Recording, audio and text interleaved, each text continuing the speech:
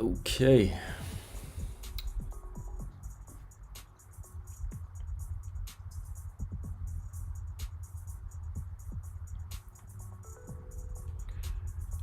Going live. Just getting this connection good. Make sure this stream is smooth.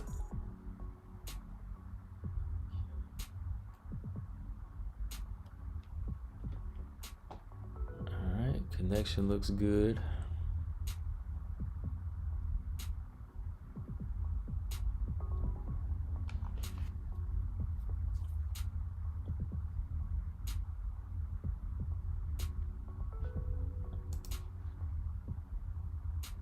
Right, gonna talk some women's MMA, man. Just want to talk a little bit of women's MMA with y'all. Just a few different topics.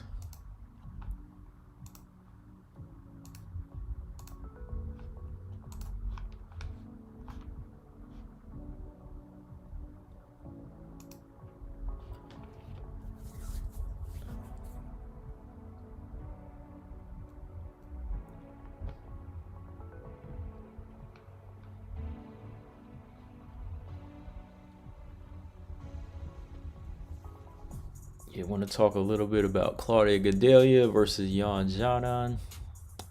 Talk about Tisha Torres and her rematch with Angela Hill.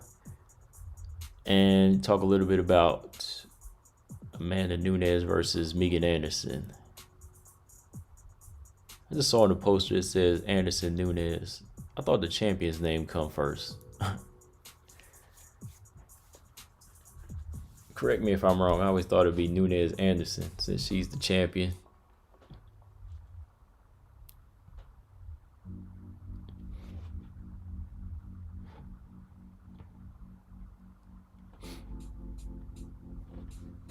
Is it Anderson? Yeah, Anderson Nunes? I got her name first.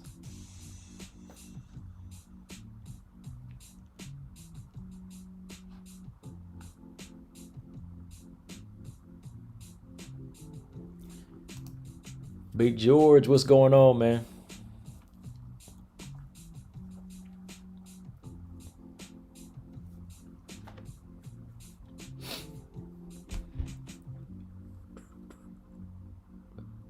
Just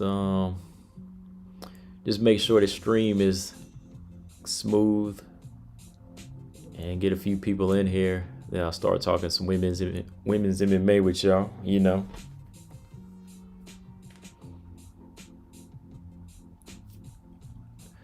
Yo, George, did you get to do your interview?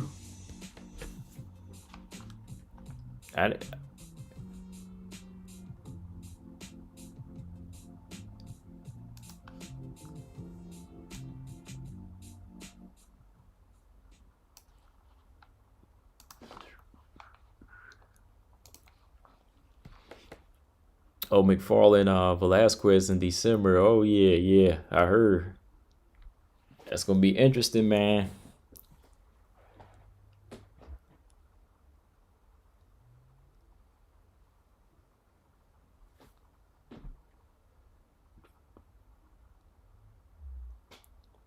Yeah, man. So just getting on here to talk a little bit of women's MMA, man. I just got done recording the episode, new CB99 Talks episode I'll put out tomorrow.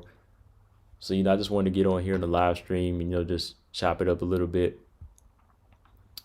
And, talk about some of these strawweight fights we got coming up. Because right now, man, Claudia Gadelha, she signed up to fight Xiaonan, and hopefully nothing goes wrong. This one's supposed to be scheduled. This was supposed to be scheduled back in September, right? Correct me if I'm wrong, George. Oh, yeah, you said no, Ronda Lee's recovering. Oh, okay. All right.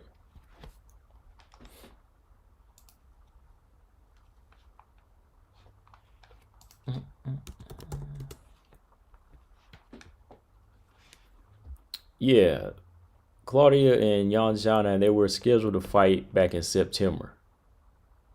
So the fight's supposed to be back on for November 7th. So hopefully nothing goes wrong and we got to actually get this fight. For me, this is a fight where Claudia really has to show me something at this point.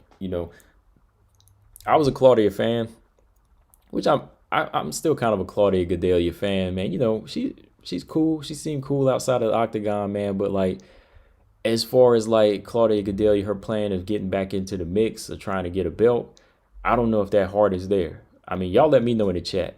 You know, let me know in the chat. Do y'all feel like Claudia still has that hunger?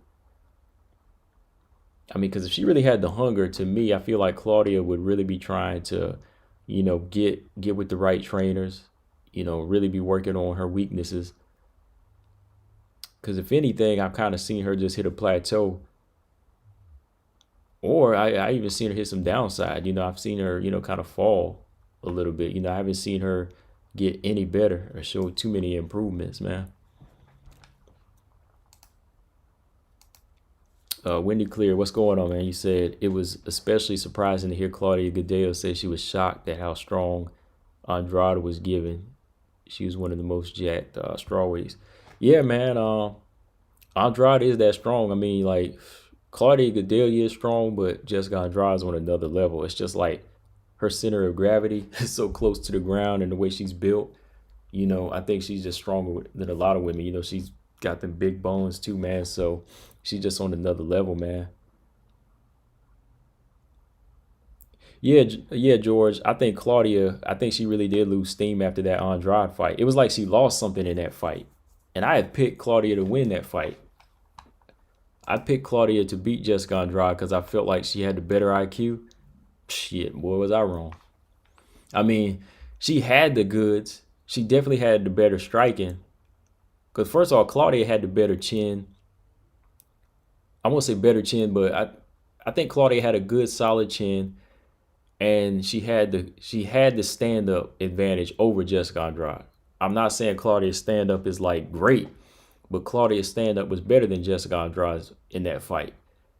But she fought Andrade's fight. She wanted to match her strength for strength and wind up getting tossed around. And got busted up in that fight. If I remember correctly, she was bleeding pretty bad in that fight. I mean, it went the distance, but man, if that was a 5 round fight, I could have seen that. I could have seen Claudia probably get stopped in that fight. But yeah, I feel like Claudia had so many advantages in that fight, and that was one of the fights where I said like, yeah, Claudia just doesn't have that IQ. She doesn't take advantage of what she has um, to really get her to the top. Same with the Joanna fight. I mean, that first Joanna fight was close, but she didn't know how to make an adjustment in like that third and fourth round to really out grapple and out wrestle Joanna, get her to the ground. So I say, man, going into this fight with Yan Xiaonan, I just need to see some type of improvement from her, really, man. Because I mean, her last fight with Randa, I can't really say that was like a good, solid win where she was like, oh yeah, impressive to me. That was just something she was supposed to do. Because even before that, when she fought Nina Ansaroff, you know, she got pieced up in that fight. She just got outclassed, in my opinion, where she couldn't really, again, make an adjustment to get on the inside of Nina Ansaroff. And what did you say, George? Angela Hill was one of the few women to go to the decision with. Oh yeah, with Jessica Andrade. Yeah, but yeah, I think that even Angela Hill kind of exposed Claudia Gadelha. You know, she kind of exposed her in her last fight back in May. So this fight here with Yan Xiaonan, man, I'm kind of curious as to see what Yan can do, because I think Yan's stand up is a little. I ain't gonna say a little bit. I think Yan Xiaonan, her stand up is better than Claudia's. You know, I think her punch output is better. Of course, you know Claudia has the better resume, but it's all in what she's done with that resume. You know what I mean? Like, who did she beat, and how did she, and who she lost to, and how did she lose to him? You know, I mean, yeah, you could say Claudia Gadelha does have the better resume, but what did she do wrong in them fights that she lost? You know.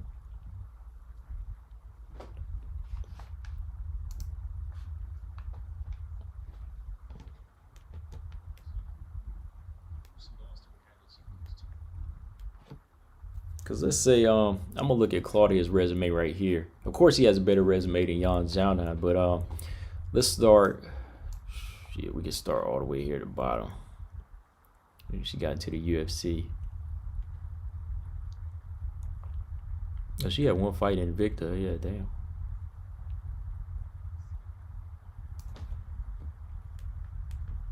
So since Claudia's been in the UFC, she's fought Joanna, lost to Joanna by split decision,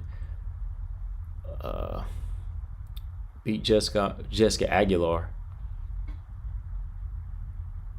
lost to Joanna again, beat Courtney Casey, submitted Carolina. I got to give her credit for that. That was prime Carolina.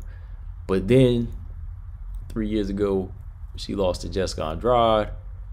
She beat Carla Esparza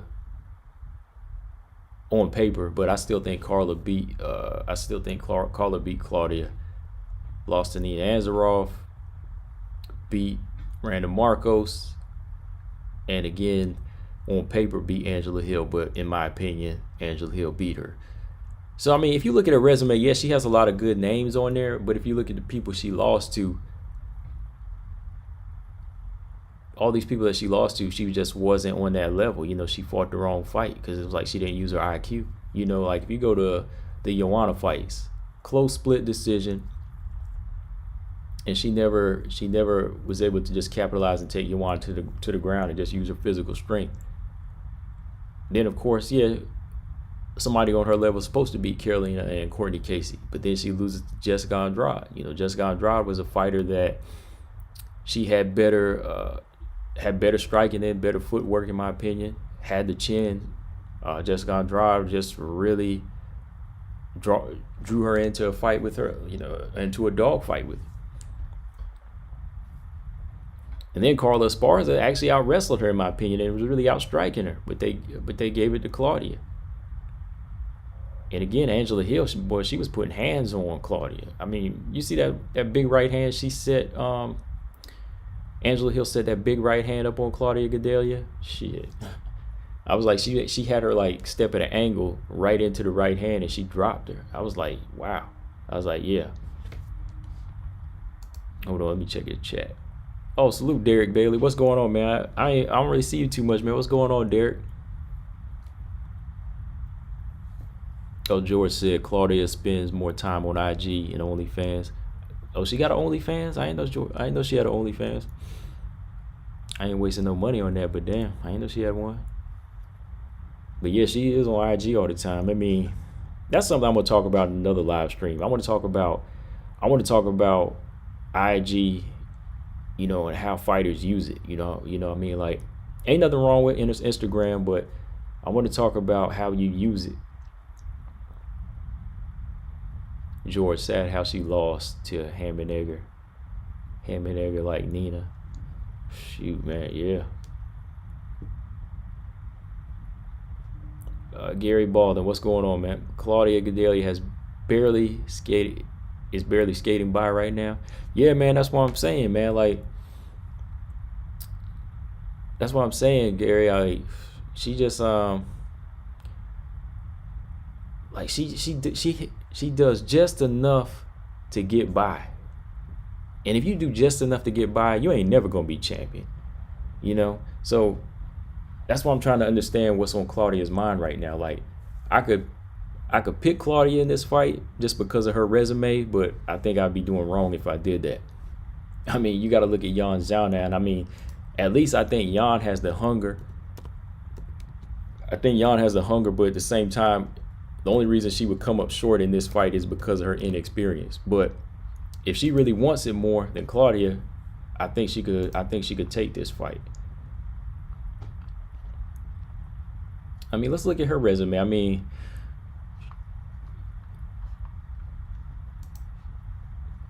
you know, Jan is 12-1. You know, Jan is 12-1. I mean, she ain't got the same opponents, but she's gonna have the confidence because she's only lost once. You know, she lost 10 years ago. And again, like I said, her winning streak is not against the UFC fighters, you know, as far as like in the beginning. And her UFC fighters that she fought are like B and C level, but it still stands for something. You know, it still stands for something because you go on like if you go on a winning streak for 10 years, that's still confidence in there. You still gonna you gonna still be trying to find a way to win. Yeah, Derek. That's what a lot of people tell me. They don't really get any alerts. Like they're not getting my alerts either. So I don't know.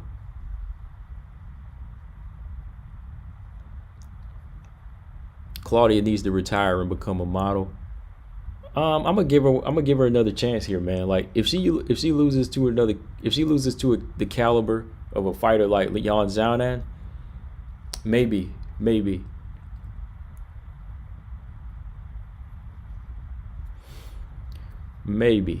she'll need to retire.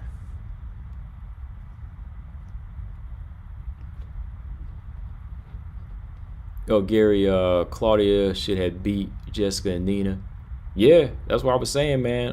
Just earlier, like I can't remember if I did a prediction video on that a few years back, but yeah, I had picked Claudia to beat Jessica Andrade, and whenever I saw that performance, I was like, what the hell is she doing, man?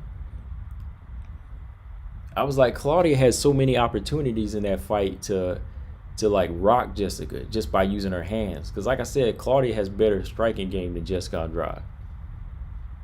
But she was in there trying to dog with her, trying to go strength for strength with her. I was like, it's ridiculous, man. And again, man, I think that fight took a lot out of Claudia Gadelha. That fight took some dog out of her, I think, man, because she ain't really been the same since. Derek, I remember you said you would be going live on Thursdays, but I never caught any of your lives.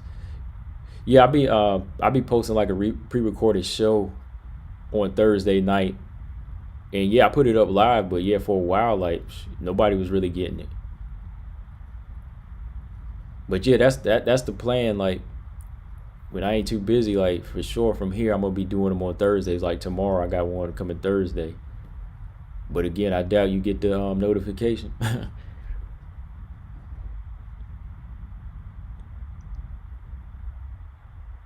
Yeah, but I think really, man, when it comes down to this fight here, man, I think it's really just gonna come down to who wants it more. Because I think that as far as Claudia's fell off,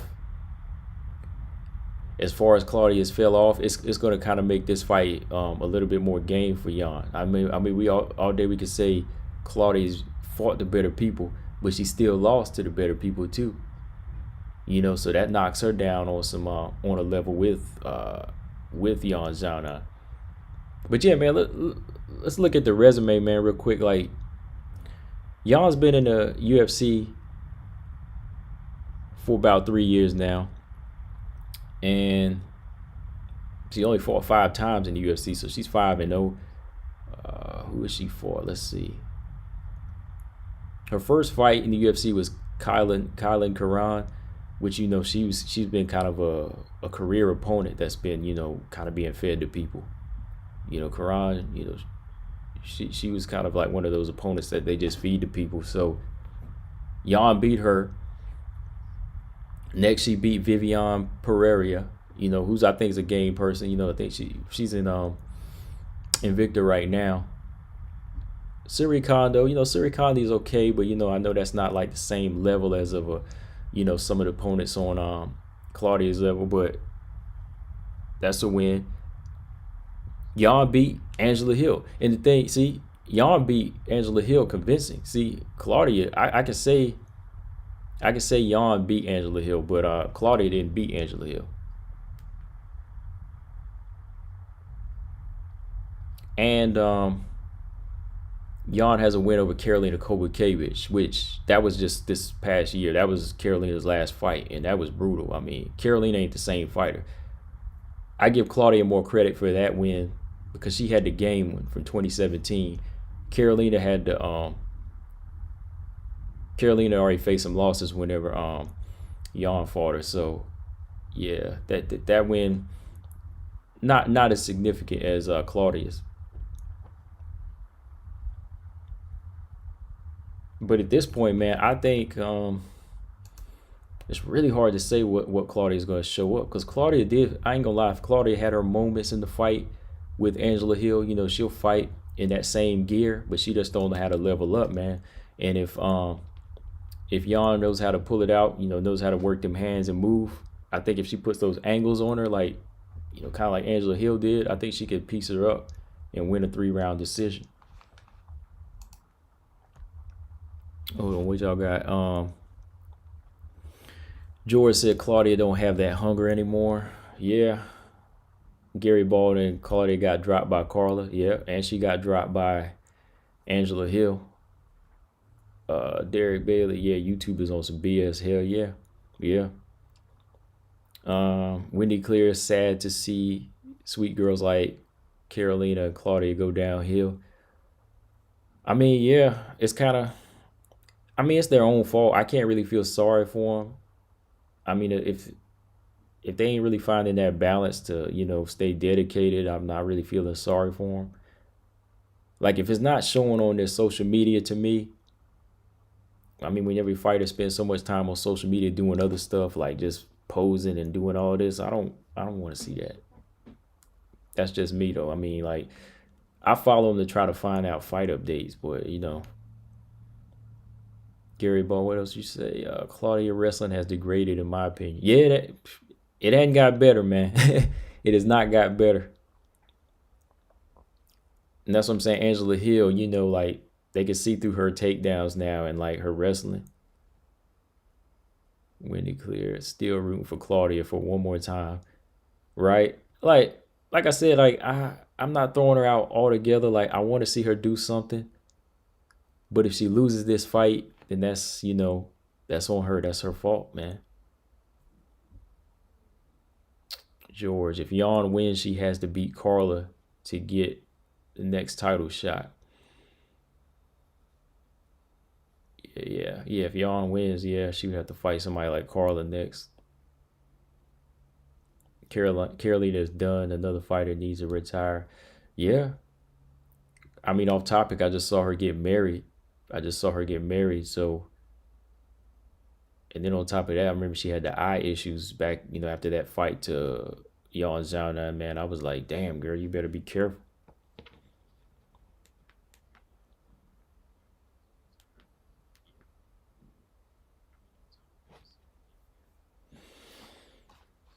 Man, she know that fight game ain't nothing dangerous, man. Ain't nothing to play with, man. She was up in there taking bombs, man, and her eye got damaged,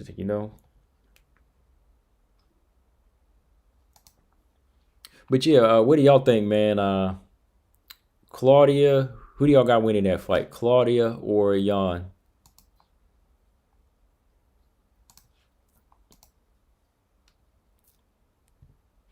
Who y'all got winning, Claudia or Jan?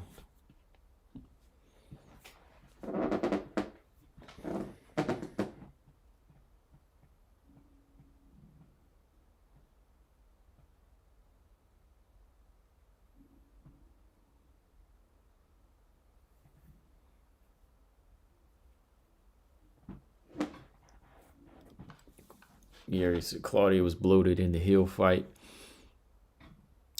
Yeah, man, her abs weren't there, man. Like, she usually be looking ripped, yo. Like, she really do be looking ripped. Like, she come in on point, but yeah, I ain't gonna lie, that time she looked a little like bloated, like not fat, but just kind of bloated.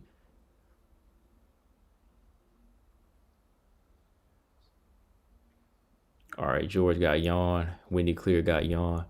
I mean, early prediction right now on what Yawn would have to do. Yawn just got to make her work harder than she wants to. Like, if you go back and look at Claudia in the Random Marcos fight, Claudia was fighting and striking at her pace. She was kind of boxing and striking at her pace against Randa, picking her shots. Like, Randa didn't push her. Like, Randa had to push Randa had to push Claudia.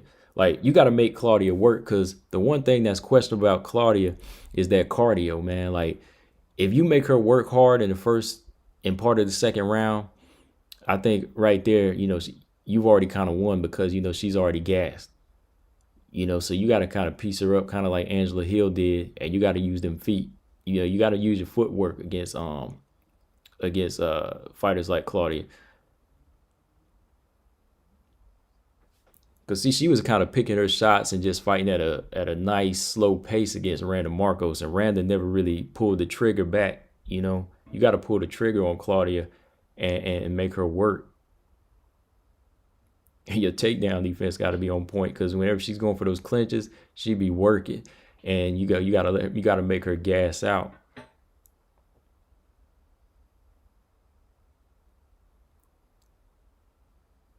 But for Claudia, she just got to press the action on Yan. She got to press that action and cut down her work on her volume. Who do y'all got? Let's see. George got Yan, winning clear Yan. Gary Baldwin, you got Yan by decision. Derek Bailey, Yan. Unfortunately, yeah. Coach, what's going on, man? Coach got Claudia. Claudia needs to work on her core strength.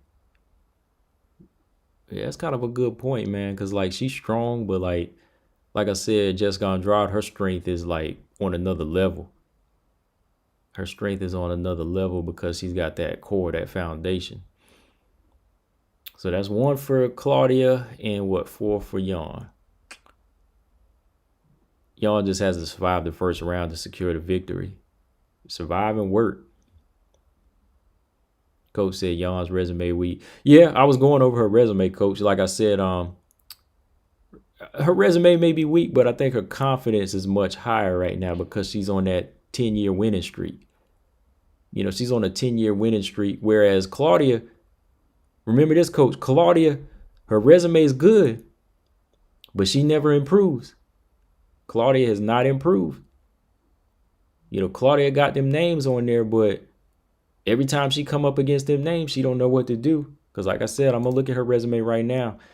Let's look at the A-level fighters she lost to. Joanna, twice. Jessica Andrade, Nina Azaroff. Yeah, those are better names, but she come up short. She never improves. She never makes them adjustments. And then, yes, she got Jessica Aguilar on there. To me, Jessica Aguilar was kind of out the door when she came to the UFC, in my opinion. Solid win against Karolina Kowalkiewicz. You know who she stopped. That was full credit for that one. That was prime Karolina. Then Courtney Casey, I give her credit for that. She's a strong fighter. But other than that, I mean, even the Angela Hill and Carla fights, I got to say she lost them fights. So, yeah, it's a good name. It's good names on the resume for Claudia, but the wins, man, the wins are kind of suspect to me. Especially the Carla and Angela decisions. So good resume, but again, man, like she hasn't improved from those wins. Like she never learns from her losses, in my opinion. Gary, Nina A resume was not impressive when she fought Claudia. Yeah. Her resume was okay, but Nina's resume wasn't on the level of Claudia. And again, like I said, Claudia got names, but it's how she kind of handled those names.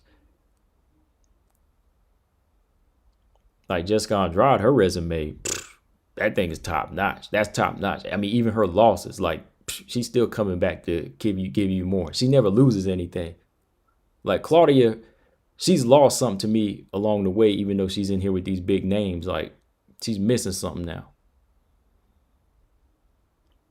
George, when Claudia lost back to JJ, then Andrade beat her. She lost. Well, no. After she lost to Joanna the first time, she fought Jessica Aguilar, beat her, and then she lost to Joanna. After she lost to Xiaonan, she fought Courtney Casey and Karolina and beat them back to back. And then she lost to Jessica Andrade. George, yeah. Yeah, Claudia's never lost back to back. I give her that because she'll go back in there with the B or C and build that confidence up. But when she builds that confidence up, it's not helping her evolve when she gets back to the A level.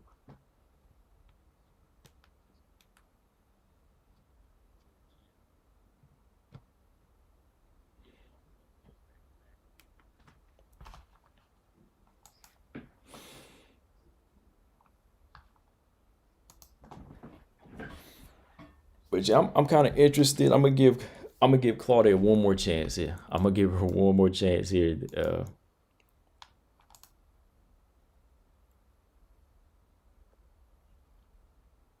Like I think Jan has the work ethic to beat Claudia, but Claudia has been at this level for a while, so we're gonna see if her experience pulls her through. So I ain't gonna give you my pick yet. I ain't gonna give you my pick till I do my prediction. I just want to know y'all's.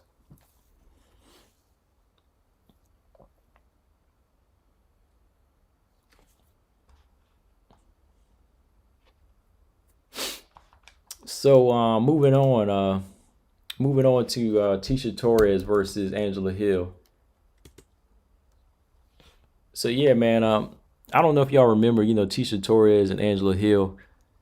They fought way back. I mean, that fight seems so old now. They fought back in like almost 5 years ago, and this was like right after they got out of the Tough House. Uh, that's kind of like when I started watching the Ultimate Fighter. I mean, do y'all remember that? Do y'all remember that Tough House edition, the strawweight edition? That was when they brought on all those fighters, those strawweights from Invicta. They brought in Rose, Carla, Angela Hill, JoJo, Alex Chambers, Heather Clark, Beck, Angela Magana. That was kind of like how everybody made their name, as either being, a fighter that wants it or a fighter that was a bully. That's kind of how Angela Magana made her rep. But yeah, fresh out of the Tough House, Tisha Torres and Angela Hill, they fought, and that was whenever Angela Hill, she was still evolving as a fighter, and Tisha Torres was kind of that tiny tornado that she was. It was something new to a lot of the ladies in the strawweight division, and to me, that's kind of how Tisha Torres, made her statement in the game before. She was just this fast little tornado with combinations, in and out, fast with the footwork. She really was that. Like, she wasn't a knockout puncher, but she was smart to me at the time because she was using what worked. She beat a lot of fighters, with that style back then. If you go back to her resume, she beat Rose, Paige Van Zandt, Felice Herrig, Angela Magana, all leading up to Angela Hill. But whenever Tisha got into that house, it was a different story, because she lost to Randa Marcos and Carla Esparza. And Carla Esparza was already the Invicta champion at the time. But yeah, that first fight between her and Angela Hill, it was pretty much Tisha Torres just being a busier fighter, really outworking her, really putting the jabs in her face and putting that combination in her face. And Angela Hill really had trouble keeping up with her. So it was a unanimous decision. I agree with it. I had picked Tisha Torres to win that fight too, because at the time, Angela Hill, like 5 years ago, she was still growing as a fighter. Really still growing as a fighter. When she went into that fight with Tisha, she only had 2 wins on her belt. She was 2-1 at the time. She was 2-1 at the time. So she really wasn't ready for the Tough House, in my opinion. I remember they made Angela Hill fight Carla Esparza when Angela Hill was 1-0, and Carla was the number 1 seed, and they made Angela Hill fight her, and she was the number 16 seed. That was crazy. And I remember she got choked out in the first round. I was like, damn, see how they do fighters like Angela Hill.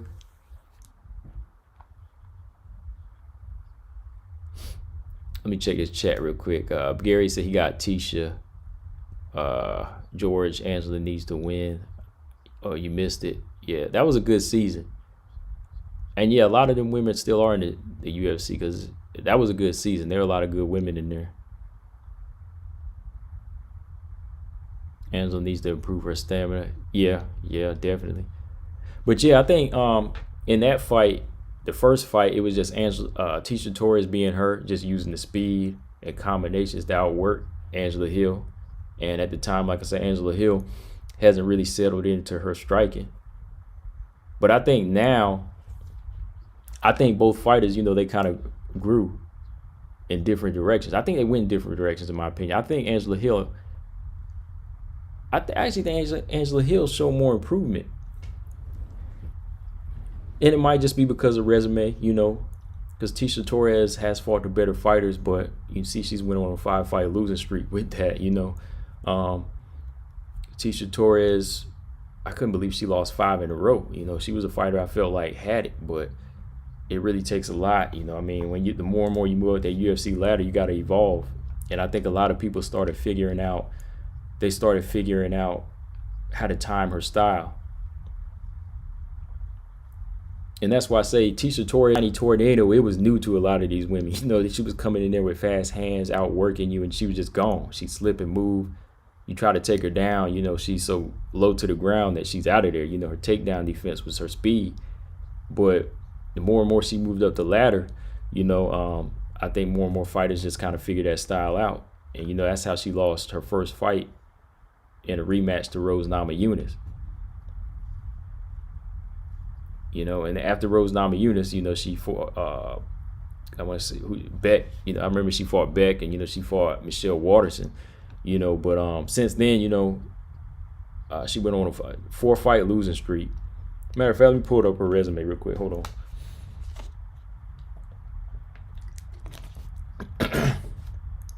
Derek Bailey, you say you got Angela. I'm definitely thinking this fight's more on an even playing field now.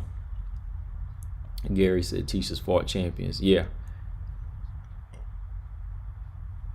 So looking at Tisha, back in 2018 when she went on her 4-fight losing streak, man, I had picked her to beat Jessica Andrade too. But she did the same thing Claudia did. She went up in there trying to wrestle Jessica Andrade. And she went the distance with her. I got to give her credit. Tisha went the distance with her. So after she lost to Jessica, she went in there with another A-level fighter, Xiaonan. I think that was after Xiaonan had lost to Valentina. Came back down, fought Xiaonan. Then she fought Wei Li. Then she fought the top prospect in Marina Rodriguez.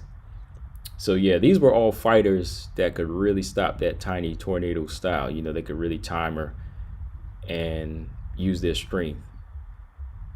Like Wei Li and Jessica are much more physical than Tisha. And then you look at fighters like Marina and Xiaonan, they beat her because of the long reach. Long reach and timing, long kicks and long jabs. So those are the two type of styles that bother her. If you're physically strong, you can handle her. You can shut down her speed. Or if you're like Marina or Xiaonan, you can keep that long jab and time her.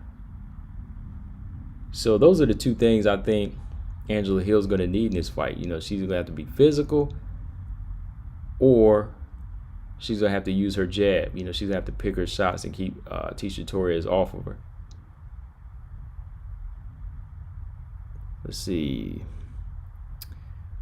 Both of the Rose fights were competitive. Yeah. I think Rose improved in that second fight, though, to that point where, it was just I felt like she pulled that one out. George, fighting champions don't mean much. Andrade was on one when she lost in her first defense.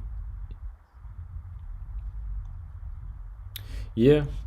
Who was saying, fought champions? Yeah, fighting champions gives you experience, but at the same time, fighting champions, and you lose the champion level fighters 4 times in a row, it might mess your confidence up. So it's kind of 50-50. It depends on how you take it, man. It's if you fight champions, you win some and lose some, that's one thing. But if you continue to fight champion level fighters 3 or 4 fights in a row and you lose all 3 or 4 fights, then you got to work on something. Like Jessica Andrade, looking at her, she beat Rose. She lost to Wei Li, lost a close fight to Rose, but she's still championship level. She's still championship level. She's still championship level material. Hold on. Derek, you think because she's so much shorter than everyone, Tisha might fight 5 or 6 inches taller? I think her height definitely comes into play, and that's why I think a lot of people feel like there should be an atomweight division. Because even Carla, like Carla's good for her size, her wrestling's on point, but there's a lot of fighters that know how to use their height, and I think that's the one thing that stops them. Like Tisha, she's so fast, but you see that little girl coming in, like you got a long jab, you can knock her back, you know. And the difference between Jessica and Tisha, okay, Jessica's short, Jessica's like 5'1", but she makes up for it with her relentlessness. Like Tisha don't have the same relentless. She doesn't have that same momentum and strength and power. Like Jessica got a lot of that stuff that can shut down your height. I mean, Jessica, you saw what she did to Caitlin Chikagan. Like Tisha Torres, that's the type of force she needs to do to these fighters, but she don't have that in her. That's not her style. George Andrade was the only fighter that was close to Tisha's height. Right, that's what I'm saying. Yeah, like Tisha's like 5 foot or she's 4'11", but again, like Tisha doesn't have that same type of style. Like Andrade is physical. She's full force. She's got the right hand to back it up. See, Tisha don't have the power to get people's respect. She got the speed, but she needs that power. Like if she was much more physical like Andrade, she'd be a force in the strawweight division.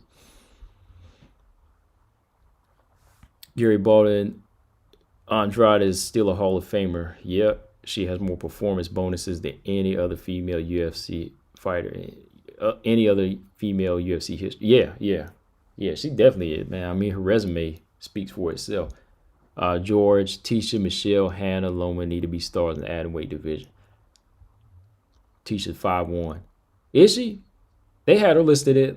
They used to have Tisha listed at like 4'11". Like they had her listed almost the same height as Brianna Van Buren when they fought.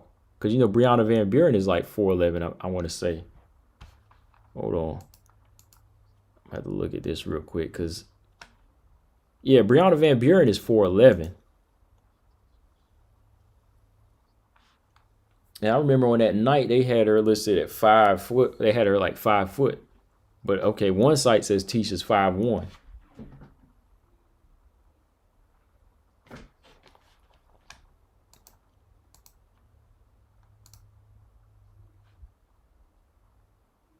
No, damn, coach. Did you do that by mistake, coach?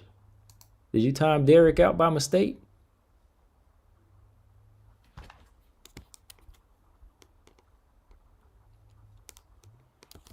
Oh, okay.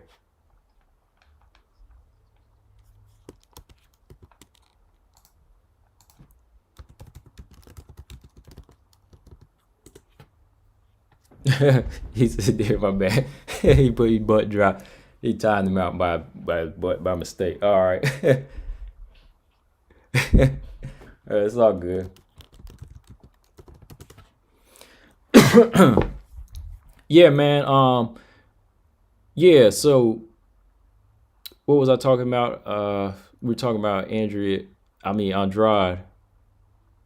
in the height. Almost lost track of it. No, Tisha Torres. I'm talking about Tisha Torres, her being 5'1". Yeah, some people list Tisha Torres as 5 foot. That's why I was like, yeah, she's short. She's shorter than Andrade, but I guess they're about the same. But either way, Tisha Torres just don't have that type of power, physical strength, and that type of relentlessness like Jessica Andrade. That's why Jessica Andrade is so dominant at being so small, And if you ain't got that, then yeah, you might have to go to like an atomweight division.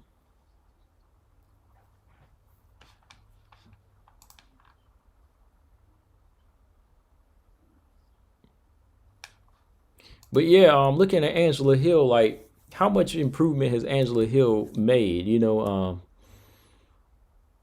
Does Angela Hill's resume?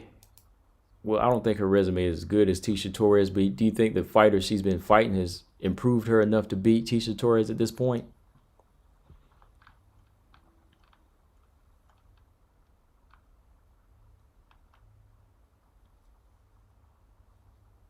Because I mean, Angela Hill, she's one of those fighters that stays active. But if you really like want to dissect it, like every fighter she's fought, it's not like some of the fights that she taken on short notice were like A-level fighters. Yeah, she beat them, but some of them were fighters she was supposed to beat. In all honesty. But at the same time, that could give her time to work on things. Because I mean, Angela Hill has improved on her ground game. She definitely has improved there.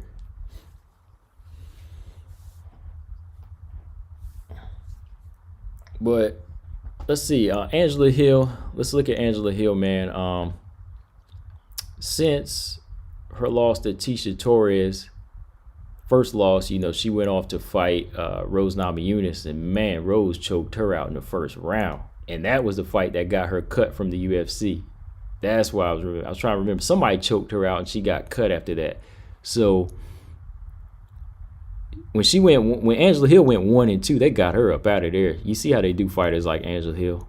That's what I'm saying. Like Angela Hill, she has to understand the odds that are against her. She always has to be on her game, man. Like I remember that first round choke out. Like Angela Hill had Rose on top of her, just like they were both standing, and Rose was like on her back, and she was choking that girl till she passed out. So yeah, after Angela Hill lost to Rose, she went to Invicta, and she became the Invicta strawweight champion. And she stayed there for, I think she stayed there for like another year. And what's crazy is, you know what they do after that with Angela Hill? They bring her right back a year later to Invicta. And you know who her first fight in Invicta is? Do you know who Angela Hill's her first fight was back in Invicta? Jessica Andrade. They put her back in there with Jessica Andrade. So she continues that UFC losing streak. She goes the distance with Jessica Andrade. Has some good moments in my opinion, but they put her back in there with Jessica Andrade, and she's back on her losing streak. That was crazy. So yeah, man. Since then, Angela Hill, she's fought Ashley Yoder. She's beat Ashley Yoder. She lost to Anita Ansaroff as well. She beat Marina Moreau, and then lost back to back. She lost back to back to Courtney Casey and Randa Marcos. Randa Marcos submitted her in the first round. And then she beat, Jodie Escobar. Jodie Escobar was already like on a 4-fight losing streak, and she's gone now. Then she lost to Xiaonan. And since then, in the past year, she's taking fights on quick notices like Hannah Cyphers and a couple other fighters. Arian Carnelosi. So yeah, like it's really hard to tell. Like there's still a question mark there for me. Is like, has Angela Hill really improved? Because if you look at her career, she's had good moments, a lot of storybook moments there where she's been getting raw into certain decisions. But I still haven't seen Angela Hill become a complete fighter along the way. I still haven't seen her like totally become like get a grasp, becoming a complete fighter. And I think that's what's going to make this fight interesting, because Tisha has kind of lost some steps. It's kind of knocking her down to Angela Hill's level. And I think this is like a coming out fight for Angela Hill to say, I got something that Tisha Torres can't handle. I got something new for her. Angela Hill's 12-9 now. Tisha Torres is 11-5. So I think their confidence is kind of like on the same playing field a little bit, because I think Tisha Torres knows that she's beat her before, and she's got the feeling that she can do it again, and that she's fought better fighters. But then you got Angela Hill saying, hey, I'm a better fighter now. I'm a much better fighter now. And you lost 3 in a row to a top level fighter, so you might be missing a step. So I got you. That might be her mindset. Oh yeah, what's going on, Marcus? What's up, man? Gary Baldwin, I argue going back to Invicta was good for her. It was because you saw as soon as she came back to back to UFC, they fed her to Jessica Andrade. So it was good that she got a chance to win a title, a strawweight title in Invicta. That was good, George. Gary Bald and that girl Lauren Murphy beat needs to go to Invicta for a while.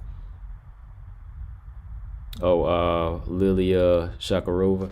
Yeah, that's where she should have been in the first place. I mean, for real.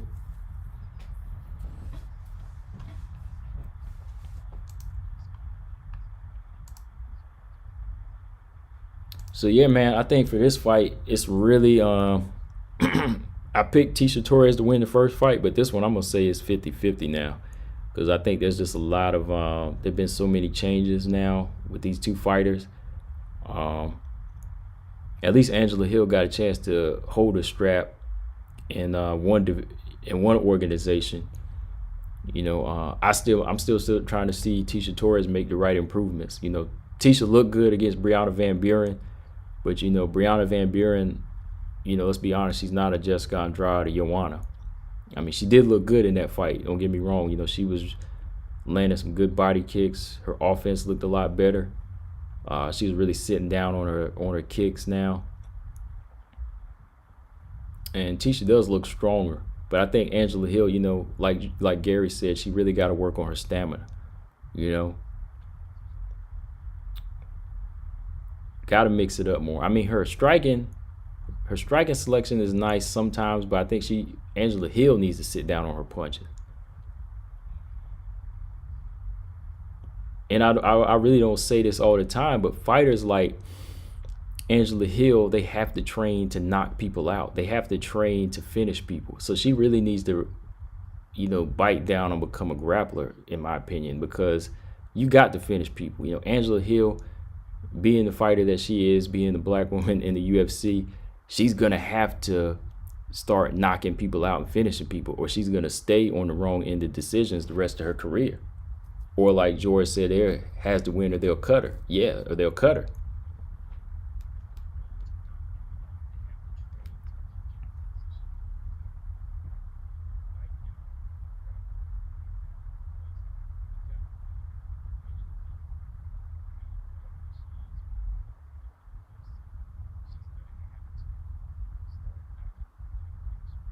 Yeah, so she can't, Angela, she can't keep fighting, she can't keep being a distance fighter, by choice like that, or, just picking your shots and moving and pot shotting. She has to start sitting down on punches. She has to sit down on punches and start knocking people out. I mean, yeah, she did that with Hannah Cyphers and that Ariane Carnelosi, but in these big fights, like when it came down to Claudia and Michelle Waterson, nah, she got to put hands on them. She got to go in there and start, trying to take heads off or busting people up, And you can't take breaks, Angela, you can't take breaks. You can't take a round off. I mean, you can fight at a rhythm, you can fight at a rhythm where you go up and down in moments, but you have to make sure that you're always up on the scorecards. If you're not going to knock somebody out, you got to make sure you're up on the scorecards. So yeah, I think this fight is 50-50, Tisha Torres and Angela Hill right now. But I don't think they'll cut Angela Hill if she loses this fight, though. Maybe like a couple more, but I don't see them cutting her right away because, Angela Hill, she's doing that broadcasting now with them. She's kind of in better terms with the UFC this time around. She's getting more exposure. So I don't see them cutting Angela Hill like if she loses to Tisha in this one.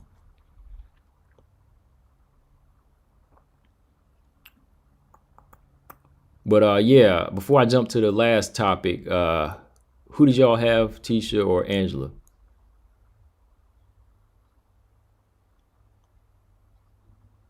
Yeah, Derek. Angela doesn't have a different gear. Yeah, that's the thing, man. Like, she don't have that fourth and fifth gear. She don't have that level up, man. Like, and I'm telling you, man, she needs that level up, or she's always gonna be on the wrong end of decisions.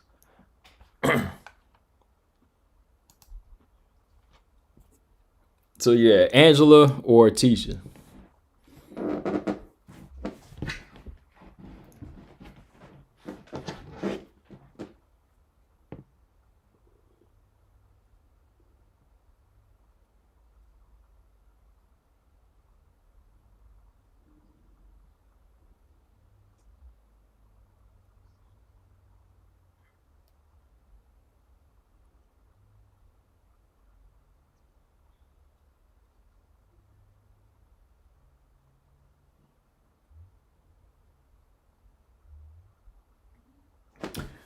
Oh, George, you said funny how Tisha was on a losing streak and still in the UFC. Yeah, I think they kept her, because her ties with Rocky, and I think, yeah, maybe because of that. I don't know, but I think they kept her because she lost to A-level fighters too. So they said she could still beat other. She still could beat the other levels. She could still beat the B and C level, but okay, she lost to the A levels. We're not going to cut her yet. Oh yeah, okay. There, yeah. I still have Angela. George said I want to say Angela.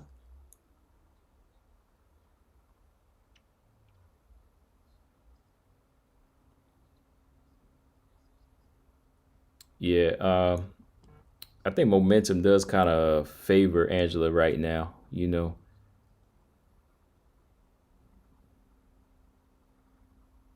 Oh yeah, and notification don't pop up here. Shout out to Coach. Appreciate that cash app, man. Appreciate the donation, man. Yeah, if y'all want to donate to the channel, I put the cash app right there. It's Combo Breaker 99. If y'all want to help me build the channel up a little bit more. I appreciate that. George, I like Tisha, and she's cute and has a great body. Yeah, she does have. She is in great shape, man. Tisha Torres, like from day one when I saw her in Victor, I was like, yeah, this girl is jacked. Like she's like, I don't know if it's her genetics. Like I don't know if it's like her genetics, but yeah, she's definitely like always like came in great shape, man. Great shape.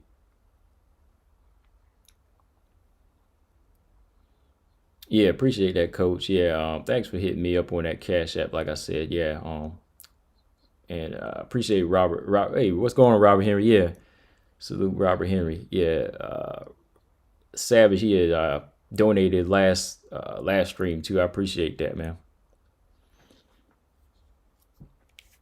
So, Coach, who you got? Coach and Henry, who do y'all got in that fight? Tisha or Angela? Got a lot of Angelas in here. Of course, I ain't giving y'all mine until my prediction. I just want to know how y'all looking at it.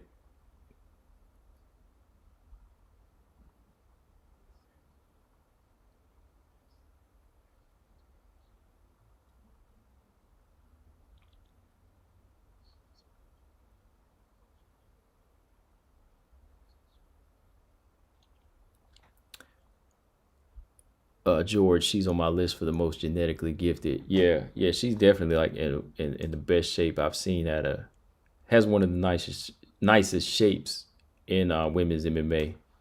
In general.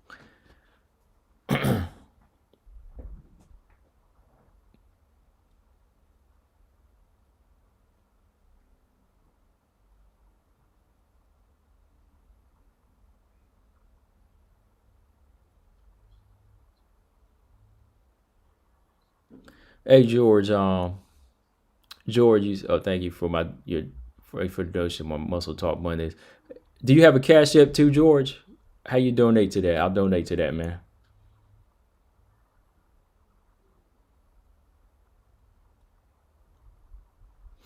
Robert, I want Hill to win, but I got a feeling that Torres is going to win by decision. Torres, look, Robert, Torres is probably going to win by decision, even if she don't win by decision. If you know what I mean, you know what I mean. Like you know what I mean. They gonna rob her, man. Like that's what I'm saying. Angela got to step it up, man. Angela got to knock some people out.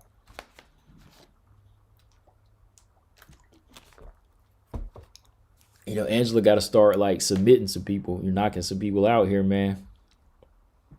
She got to start drawing some blood, man. She got to put the work in because these close cut decisions ain't gonna go her way.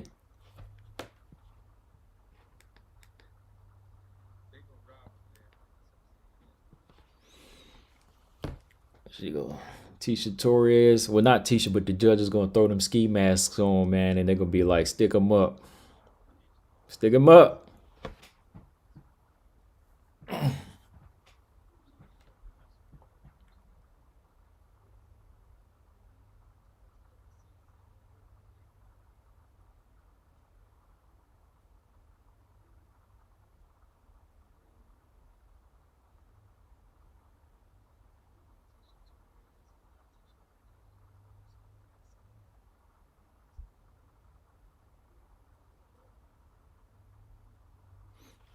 Yeah. So I see a lot of people going for Angela. They feel like Angela gonna win this one. But yeah, man, moving on. Last topic I want to just speak on. I'm talking on this a little bit more, but Amanda Nunes versus Megan Anderson, December 12th.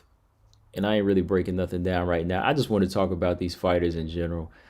I want to talk about the matchup, of course, but I want to talk on Megan Anderson, like her whole direction as a fighter now. I mean, what do y'all think, man? Like Megan Anderson, let's say she loses this fight. Does Megan Anderson still really have like a path to becoming a complete fighter? Do you still see her having that goal or the confidence to stay in the game? Like if she loses this fight to Amanda Nunes, or is it too late to rebuild?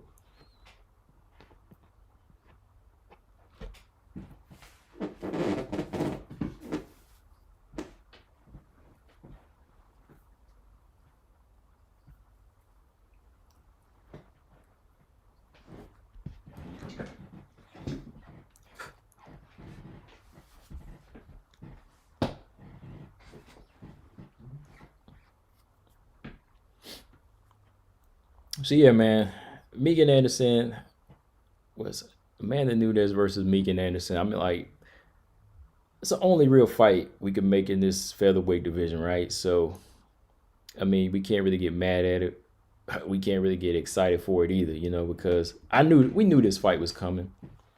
I remember whenever who was it? Felicia Spencer and Megan, they both had like separate fights on the same card, and it was like, okay, whoever wins gets Nunes. I was like, they're both going to get Nunes. It just depends on the order.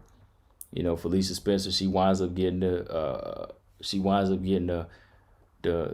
beat down first because that was a vicious beat. So now it's Nunes. Now it's Amanda's turn. Now it's Amanda's turn, man. So it's gonna be like, what I say, Amanda? Nah, now it's Megan's turn. Yeah, I'm just curious as to see what Megan can do to really shock the world here. In my opinion, she just has the puncher's chance. But I mean, what do y'all think? What do y'all think Megan can do from here to really upset Nunes? Marcus, Megan might need to go to Bellator where there are more featherweights. That might be an option. If she loses this fight, that might be an option.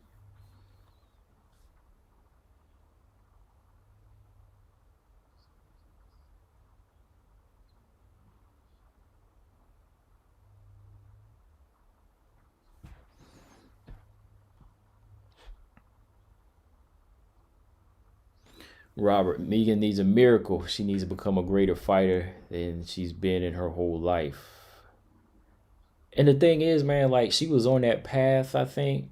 She was on that path back in Invicta. Like when I first seen her back in like 2015, 2016, I was a big fan of her because she was up in there knocking people out. She was like this big girl that we never seen before, dropping bombs on people. So I was like, I like this girl. I was like, I like this girl featherweight. Eventually maybe she could be a monster for Cyborg. So she was on that path to it, but yeah, going into this one, like on this one, man, she I see her with the puncher's chance, but I don't know, man. Like she gonna have to really put something together. Like she gonna have to make sure her takedown defense is on point, or just land something big early and end it. Cause Nunes, the longer you let her stay in it, that's gonna be a Nunes' favor. I don't care if Nunes gets rocked in the fight or if she got dropped, but if she gets back up and survives 5 rounds, and that's another thing Megan got to remember. This fight is 5 rounds. Megan got to remember this is 5 rounds. This ain't a 3-round fight. So Nunes is game for 5 rounds. She knows this game.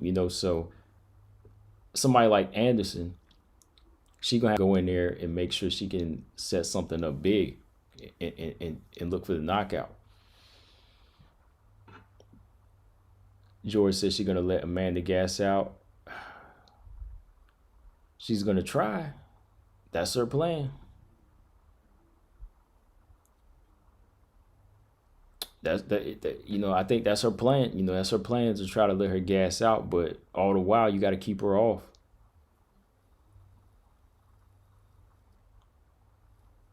Yeah, yeah, yeah, Marcus. I'm gonna talk about that.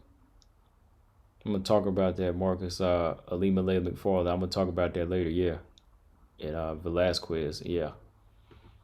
Derek said, "Didn't Nunes have a baby?" No, her girlfriend did. Nina Azaroff had the baby. Derek.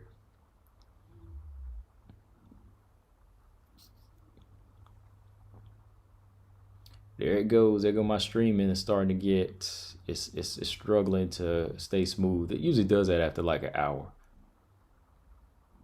Robert says she needs to get with Gaethje so he can show her how to stop a few takedowns so she can have a shot at a knockout. Really, really, yeah. She need that Joanna takedown defense, man. I mean,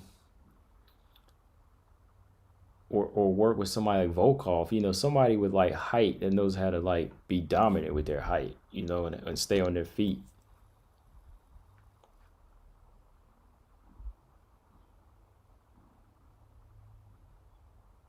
Can Megan keep a jab going long enough to keep her off? That's the question, man. Like, can she keep a jab going long enough, or can she land the right hand bomb in the first round to change the rhythm of the fight?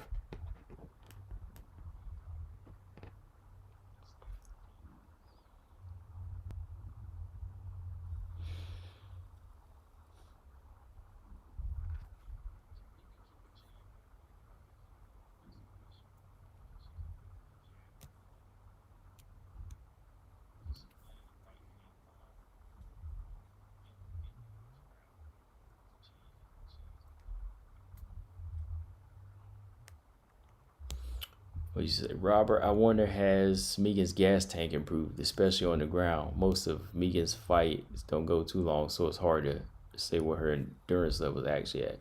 Yeah, that's another thing. Like we talk about Nunes gassing, but we talk about Nunes gassing, but we don't look at Megan's gas tank enough. Get her fights. Megan, whether she losing or not, her wins or losses, they never go distance except that Holly Holm fight. But yeah, her gas tank is something to look at because she's gonna need to keep the same work rate throughout these rounds to really hurt Nunes.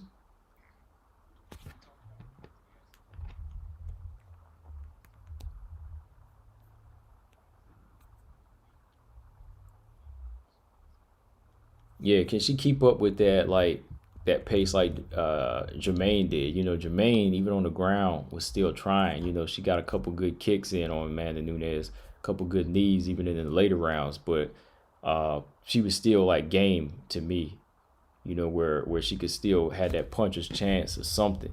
But like Megan, man, like I don't know how she was looking like that fifth round against Nunes. Like she didn't look good against Holly. Like she was just in it for the ride at that point. George, Megan has heavy hands. If she wins, they need to recruit more 154, 145 pounders. Yeah, that was something else I wanted to talk about.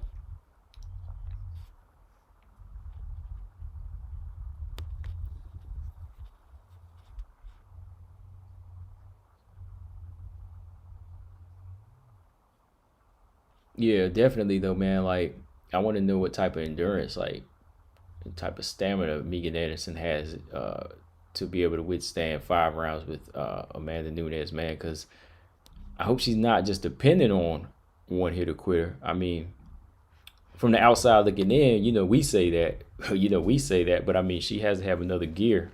She has to have a couple gears intact for herself, man.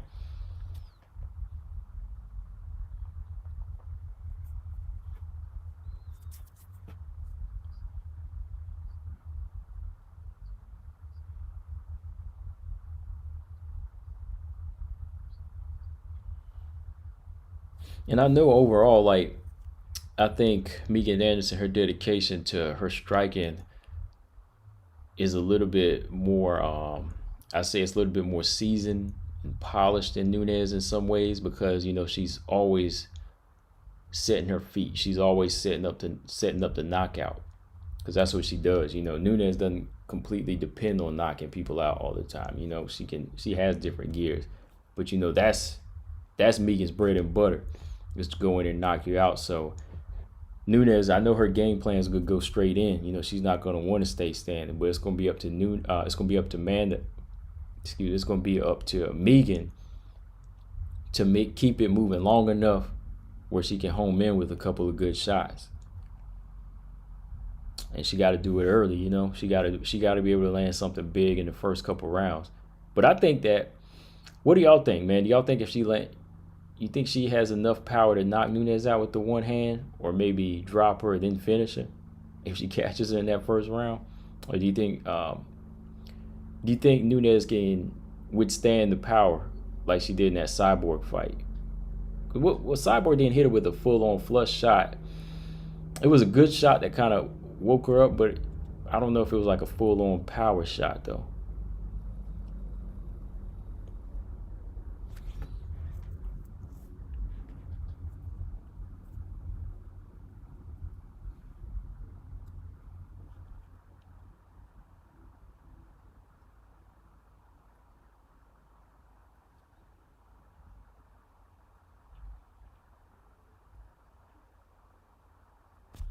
Yeah, she does mix in some nice knees. When she gets into the clinch, that's another thing. Like a tall, long fighter like her, when they get into that tie clinch, they can be very effective.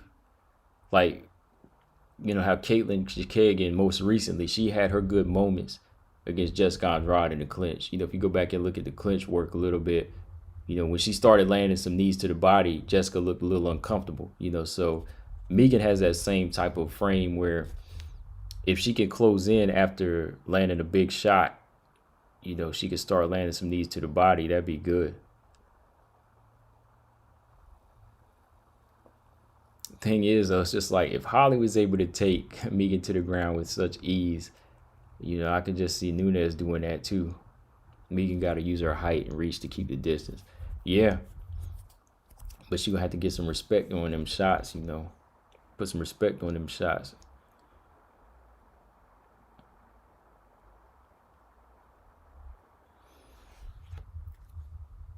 I wonder who's it. Yeah, that was what I wanted to talk about as far as recruit more featherweights. Like, who do y'all think? Who do y'all really want to see win more? Like, the future of the division is kind of more dependent if Megan Anderson wins, then, right? Because I think if Nunes wins, then it's going to just kind of go through the motions. Okay, she won. She going back to 135. She won. There is no featherweight division. We'll just do whatever. Megan Anderson gets cut. She goes to Bellator or something like that, right? That kind of plays out if Nunes wins. But as MMA fans, we should kind of be going for Megan. What y'all think? Because if Megan wins, then yeah, they'll probably say, oh, we got to build up a division now because we need more fighters for her to fight.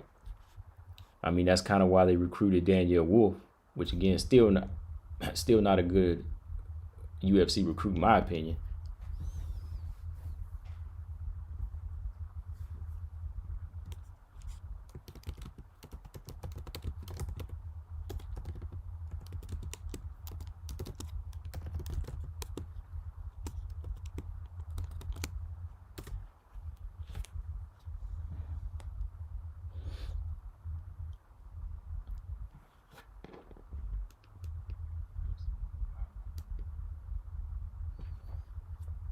Yeah, because I could definitely see if Megan wins, they'll probably try to do something like that. They'll probably go ahead and say, okay, we're gonna bring in some more featherweights now. We're gonna try to make this a competitive division. Cause see, right now with Nunes holding two belts, it's kind of a shock value thing. Now you got the bantamweight champion holding the featherweight title too, but there really is no other top 10 for her to fight. She is fighting all the featherweights, but it's kind of just like, okay, it's Felicia's turn, she'll fight.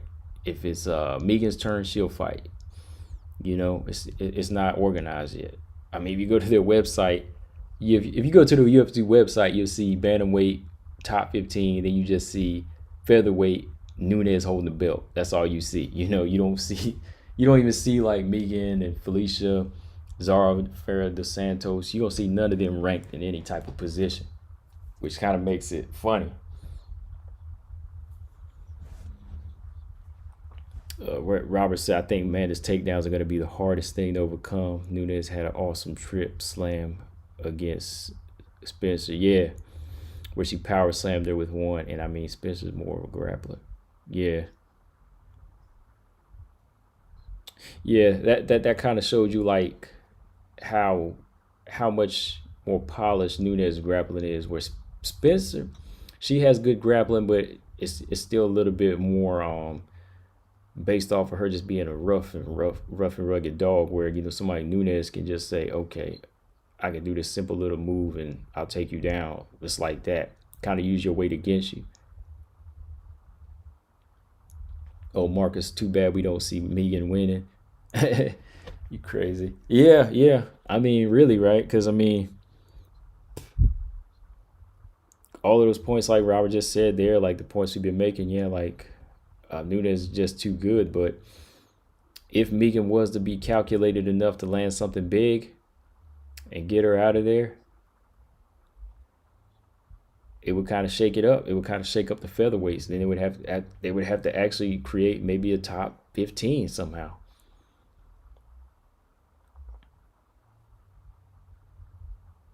You got people there to make one because I mean you had a featherweight show. That was like the stupidest move they made when they made all the featherweights move down to bantamweight. I mean you got like George said, Bea Malecki, Macy Chiasson need to be 145 pounders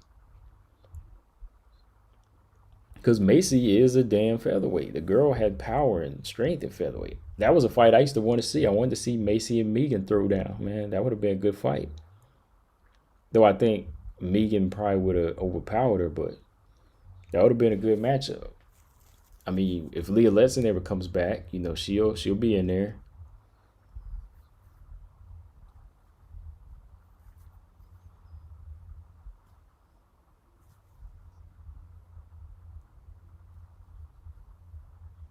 But yeah, let's say if Megan Anderson didn't win and she went over to Bellator, I mean,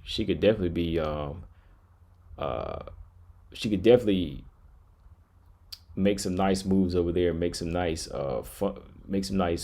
fights over there because there's a lot of people she could beat over there.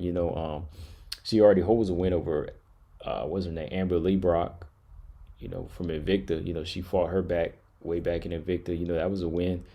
Janae Harding, I could see Megan beating her. Amanda Bell, of course, Kat's over there.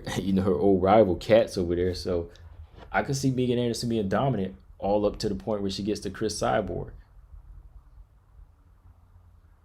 I think her career would be much more interesting in Bellator, in my opinion. That might be a video I have to do, man. I think Megan Anderson would be a much more fighter that people would kind of respect and kind of grow to like again, like they did in Invicta, because Megan was that fighter before that put on some good fights. Like I said, like very good showings, was growing, and if she was to go to Bellator, she would have the same opportunities again, and she could take that dark cloud off her head again too with a Chris Cyborg challenge. So there'd be a lot of win-win if she did go to Bellator. Robert, if Megan somehow beat Nunes, do you think she would demand an immediate rematch, or would she just go back and focus on 135? Not that I think Megan is going to win. I could see Nunes calling for a rematch. I could see her calling for an immediate rematch. She only wants fights that make sense. She wouldn't just go back to 135. I don't think that would sit right with her. You know, Same way she did the two Valentina fights, close fights, close, very very close fights, but she was willing to do that. So if she lost to somebody like Megan, she would definitely want that rematch. I could definitely see her taking that rematch because, like I said, if she go back to 135, that really wouldn't sit well with her. There would be more money in a Megan fight then. Megan winning would mean more money for Megan too, so she would give her that opportunity. George, knowing Amanda Robert, she won't want a rematch. No, I don't think so. I think she would. I think she would take that rematch. Let's say if it was some type of methodical beating, but we know that Megan can't put a methodical beating on somebody like, or a technical beating on Amanda Nunes like that. I don't see that happening. I see like, I see if she was a catcher with a big shot and knocked her out, which is her big chance, then yeah, Nunes would definitely want a rematch. But let's say if it was like a Valentina type chess match, which I don't see Megan doing that by any chance, then it would be a question. Then we could say Nunes might say, I don't want to go through that 5 round battle again like that. But other than that, if she caught her, she'd get back up and say, I need some get back. I need some get back. So Nunes, that's one thing. I know there's not a lot of Nunes fans in here. I'm a fan of Nunes. I like her okay. I'm not like a diehard Nunes fan, but I like her. Um, I think that's in her heart to get, to go back in there and try to and right or wrong. Come on, she fought Jermaine Duraname twice. She didn't have to do that. I think if Kat was still game, she would fight Kat again too to right that wrong. If Kat was still fresh, but Kat was gone. I mean, Kat was going through some things, and she went over to Bellator.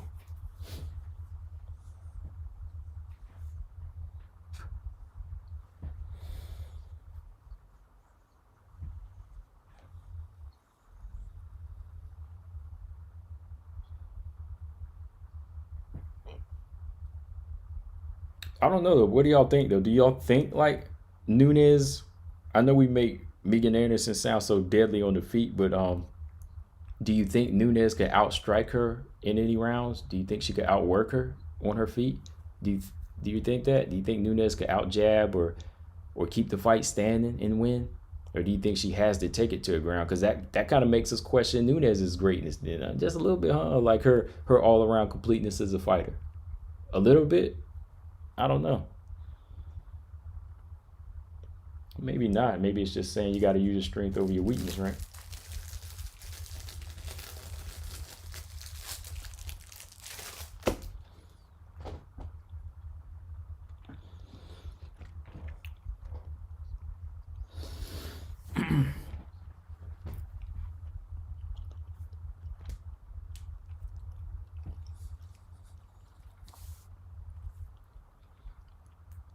Oh, George, Bellator has one of the best women's 145-pound division. Yeah, they do, man. Like I don't even think they have theirs like set up as far as what you could look at on a website as far as the rankings, but they definitely got some names that could they definitely got names in there that Megan could beat and go on to fight Chris Cyborg. So really, man, for Megan Anderson, I'll say this too. Before I wrap it up, I'll say Megan Anderson, like, she's not really in like a lose-lose situation. Like if she did lose to Nunes, there is another place to go. She could go to Bellator and still be something bigger. Because like I said, the cyborg over there, she can always, take that dark cloud off her head by fighting her. Fighting her way up into that division.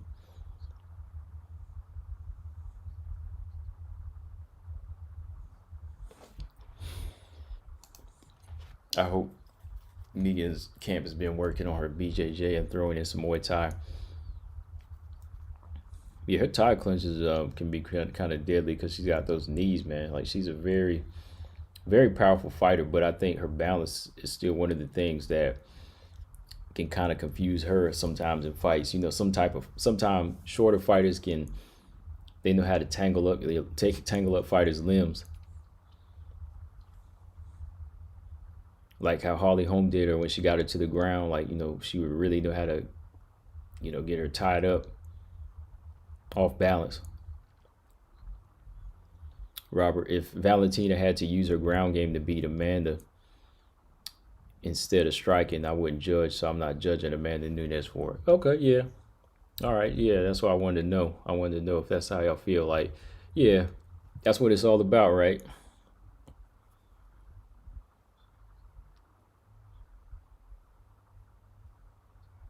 George, anybody heard about Hype Job Harrison and her contract dispute? Uh, what's the latest? Are you talking about her suing PFL? Yeah, because I know she sued PF. She was trying to sue PFL because of no work or whatever. But my thing is like, what's the? I wonder what's the fine line with their contract. Like, are you allowed to fight for other organizations while while you're not fighting for them?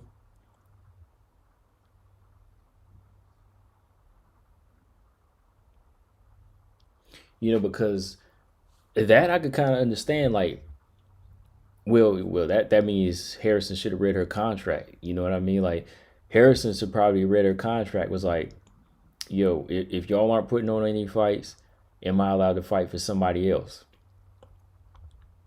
I think some other places like Invicta, they have that where you can fight for some other organization. Bellator, they do that. Bellator says, okay, you can fight here, but there's those times you can fight for somebody else as well. So you can go over to Ryzen, you can go over to wherever and fight.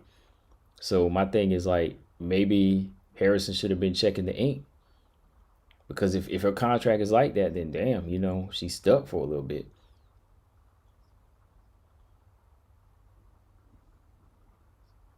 But yeah, I haven't heard anything late on that. I'm gonna have to look at some more on that, man, because I'm like, yeah, like if she just waiting on them to come back, man, shoot, uh, I don't think she can sue, because if she signed that, then that's it. She just have to work to the contract fall to the contract is over. No more fallouts. So.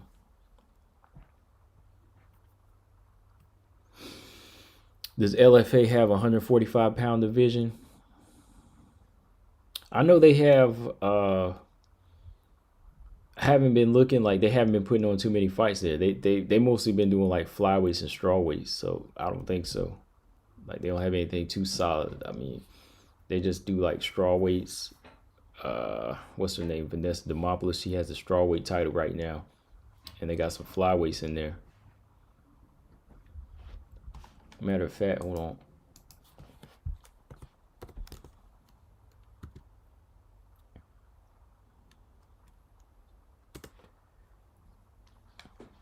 Who is one? Everybody name one. Everybody name at least one featherweight they need to bring over to the UFC, because that's what Dana needs to be worried about right now. Can everybody name just one featherweight to build up a top 10 right now for them?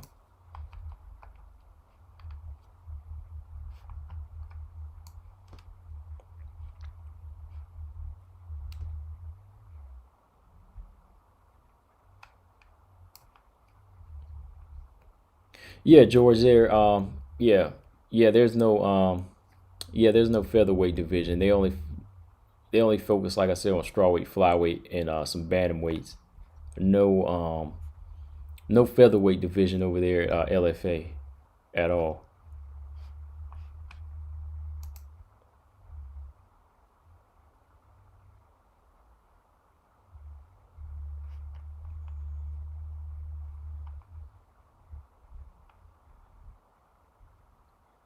Yeah, because I noticed like just last week they did a strawweight fight in LFA. They got a strawweight fight coming up this Friday. Like I said, Vanessa Demopoulos, she's fighting, defending her title on October 30th, and there's a flyweight fight on there too. And Brittany Cloudy, fighter I interviewed, she fights for them sometimes as well. And Flora Hani, the other fighter I interviewed, she's actually going to be fighting next month for LFA. And the damn, I want to say I think either strawweight or flyweight division. Yeah, so yeah, they're mostly looking out for bantamweights and flyweights and stuff.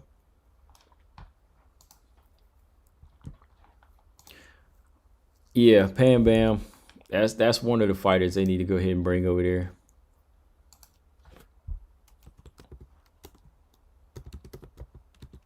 Pam Bam is Pam Bam is long overdue to bring over there, man. Fighter's not getting any younger, man. I know she's 34, so now's the time to bring her over there.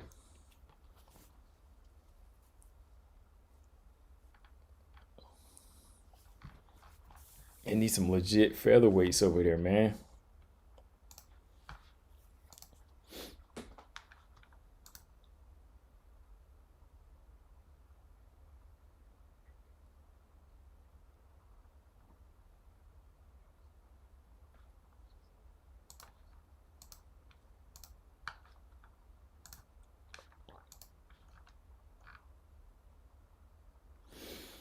But yeah, man, I think overall, man, like I think that, like I said, with Nunes winning, it's just going to lead to Amanda Nunes just continuing to reign as a double champion. A champ. I don't think they're going to try to build up a featherweight division for her to like compete against because with her situation, Amanda Nunes could be out the door soon. She probably wants to spend time with a new baby that she just had too. So she might be thinking of either vacating the featherweight title and staying at bantamweight for a few more fights and calling it quits, and then maybe somebody like Felicia Spencer and Megan Anderson, they could fight for like a vacant title, and then that's how they would build up the featherweight division. But then if Megan Anderson did win, then they probably would build up the featherweight division right off top.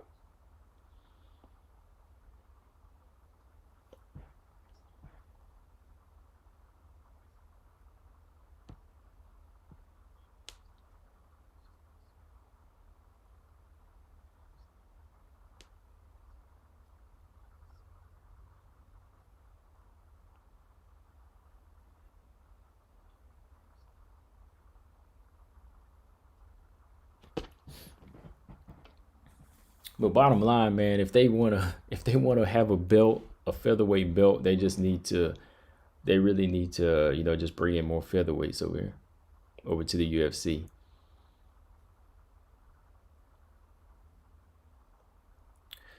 But yeah, man, I've been on here for about an hour and a half now, so I'm gonna probably wrap this thing up. Yeah. In closing though, I just wanted to say, we do have some good fights coming up.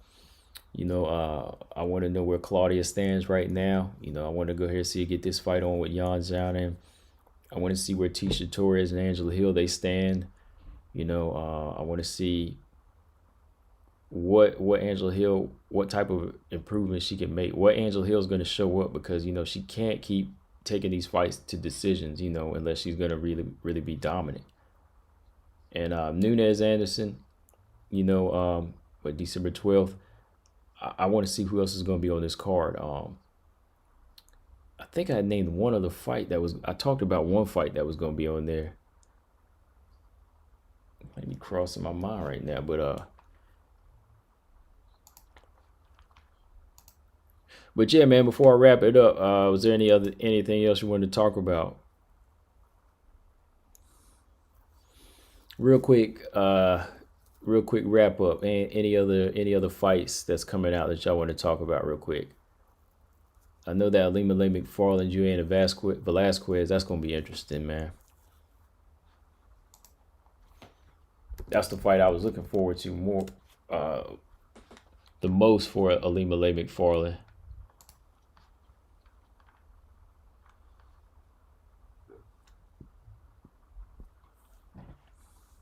Damn, man, that's a Bellator card tomorrow, man. Bellator be doing these things they be putting these events on Thursdays, man.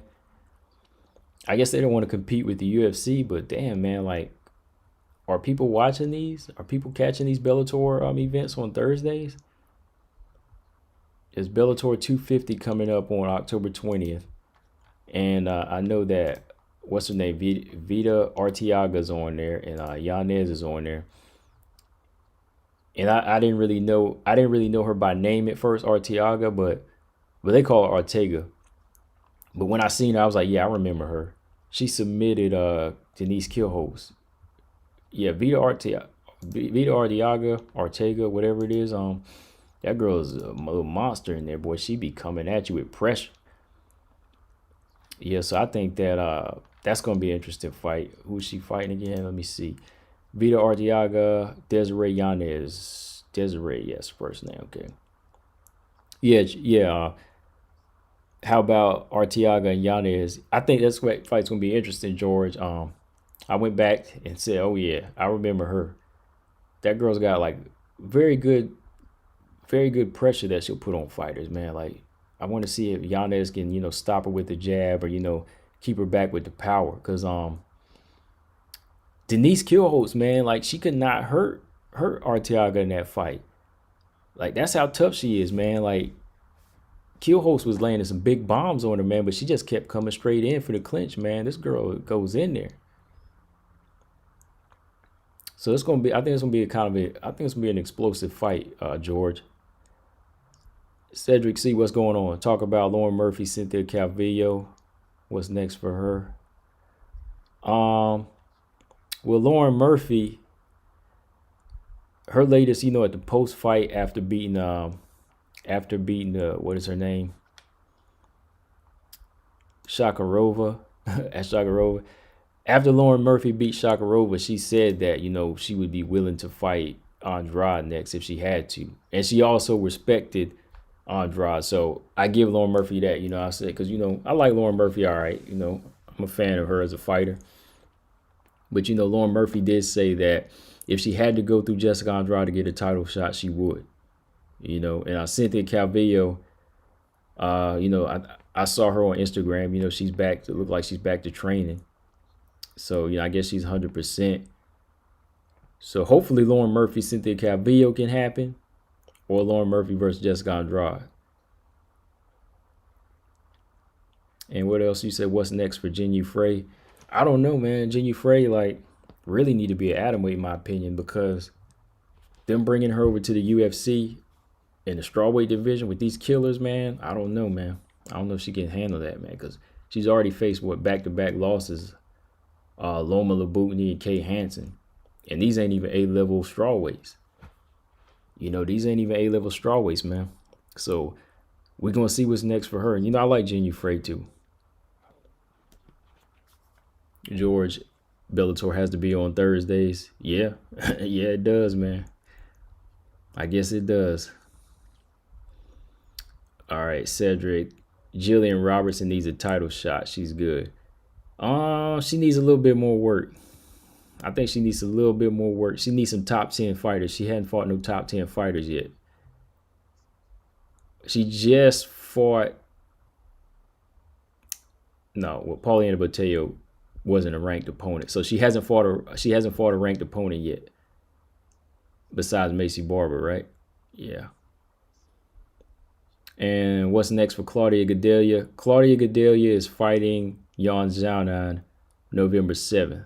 Yeah, we were just talking about that before you got in here. So yeah, they fight November 7th. I miss a lot of Bellator fights because they do that. Yeah, me too. I have to go back and watch them. George, if they had a fight the same night as the UFC, nobody will watch them. I actually had them on too.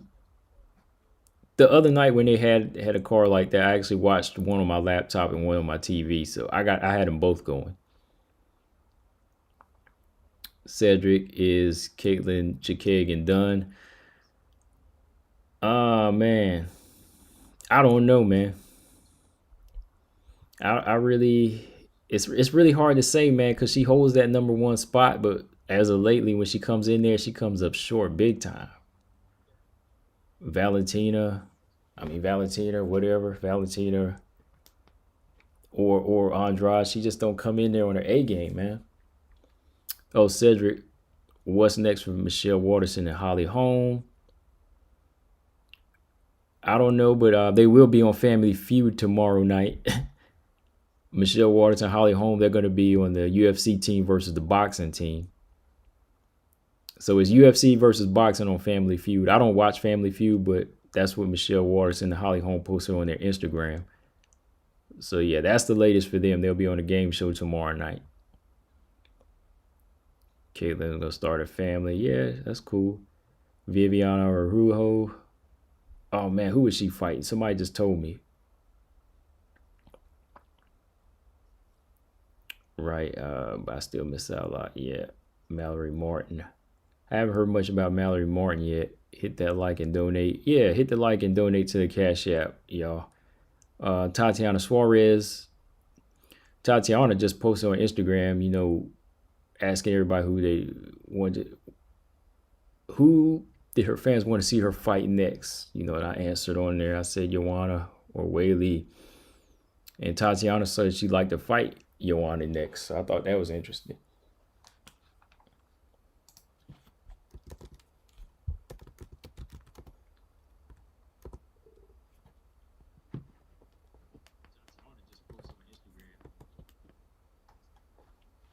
Yeah.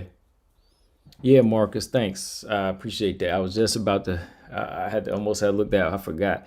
Vivi is fighting Dancing Dancing Granny. Yeah, Cedric. Viviana Arujo is fighting Roxanne Modafferi next. I'm pulling for Viviana all the way in that one, man. I want to see her put hands on her, man. She got them hands, yeah. But yeah, Tatiana was talking about, her comeback. She said, who do y'all want to see her fight next on Instagram? And she said Joanna. So I was like, she wanted to fight Joanna next. I was like, yeah, I like that. But I wonder what type of shape Joanna is in right now, because she just been chilling. Like she been working out, but I don't know about her mind frame as far as a fighter.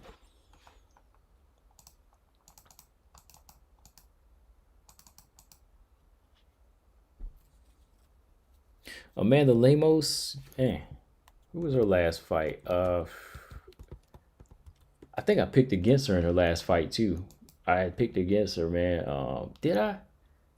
Let me see.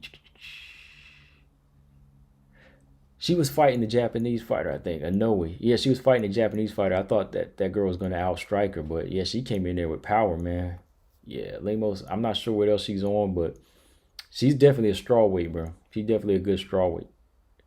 Mario Renault, I'm not sure yet either, man. I'm not sure on Mario Renault.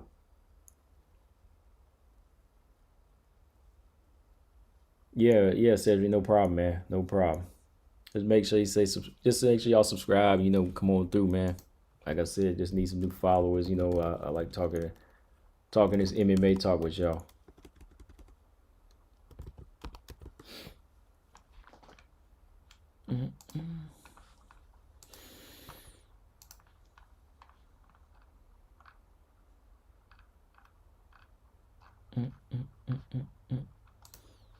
Just I gotta start editing something here in a minute. I gotta get something to eat. Oh yeah, Olivia Sousa is fighting Murata in November, so she'll be back in November.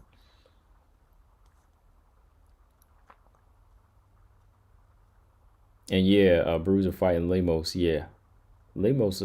She looked good. She looked good in that last fight.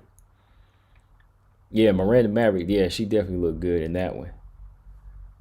Shout out to my man BJ. BJ actually thought Leanna was gonna beat Miranda. Man, I was like, Miranda just got too many levels. For the level that Miranda's on right now, she definitely got some levels, man.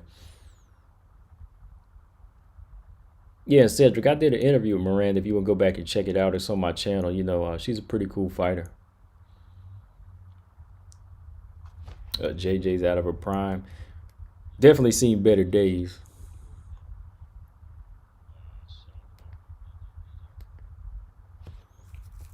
Yeah, JJ's definitely not the same Joanna. Definitely not that prime Joanna anymore.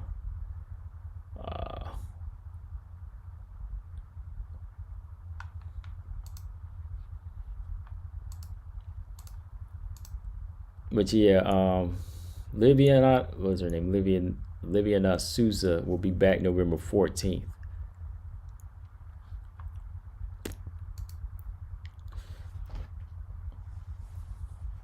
Yeah, I think Miranda's gonna take out Montana as well. Like if she fights Montana, that would be interesting.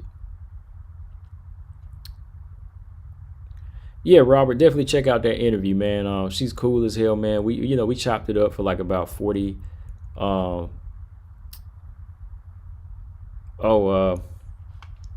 Where's the interviews at? Hold on, I got them all put in a playlist. So let me send you the link to the playlist. Hold on. Juliana Pena is done. Is she done? Nah, I don't think she's done, man. I think Juliana Pena had a good fight.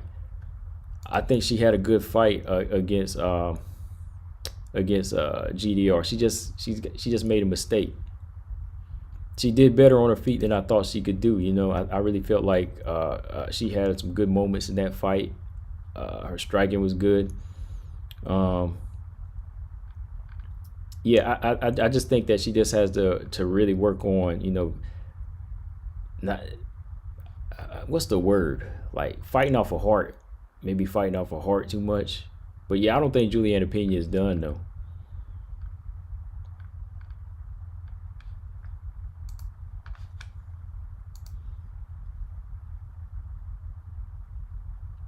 When is Nico coming back? When is Nico coming back? Nico got a fight lined up.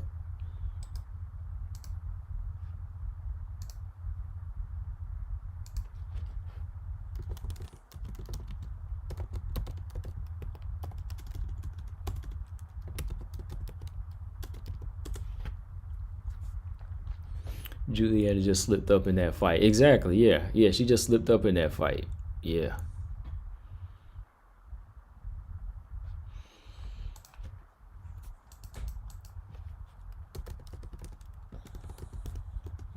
Yeah. Nico come back. I don't know. Where's she gonna be? A flyweight now or bantamweight?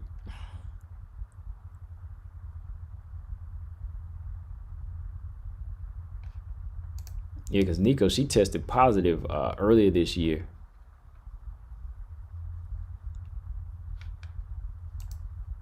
Carol Rosa. Yeah, Carol Rosa. It's on Instagram. That's right.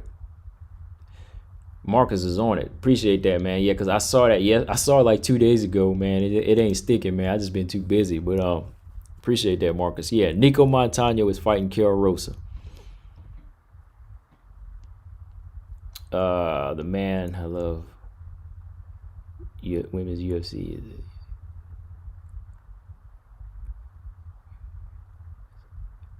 Yeah, it is, man. Women's MMA is underrated, man. So that's why I think a lot of them need to understand our platforms are important to them, you know.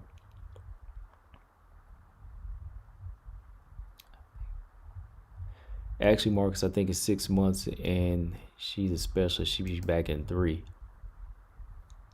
Yeah, yeah, Cedric. I can't watch Invicta. I think I need.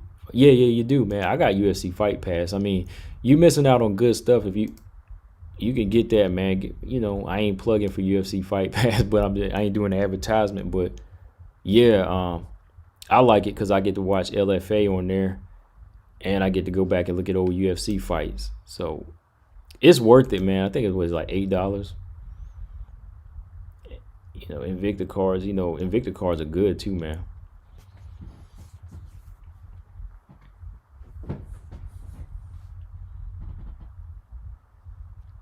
Calvillo fight sloppy. I like Calvillo. I think there's always room for improvement on her, man. Like yeah, like that Marina Rodriguez fight. I think she could have done way much better in that fight. But Calvillo versus Andrade, that would be interesting. But I think that I think Andrade can really, really do some damage on Calvillo if she fights sloppy. Yeah. Yeah, Pearl's fighting Aaron Blanchfield in November. She's fighting she's on the main event. Yeah, she's the main event on the title fight with Invicta. I think it's November 20th, Cedric. I think it's November 20th. Hold on, let me check.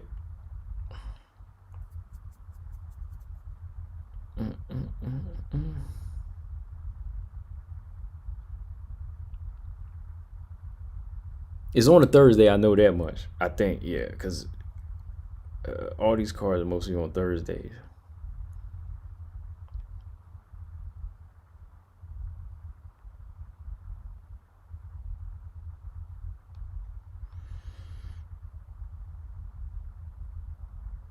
Yeah, it's on a Friday this time. Oh, okay. Yeah, November 20th. is a Friday this time. Usually they have them on Thursdays, but it's going to be on a Friday. And damn, they got most of the card out now too. So the main event is Pearl Gonzalez versus Erin Blanchfield. I'm looking forward to that.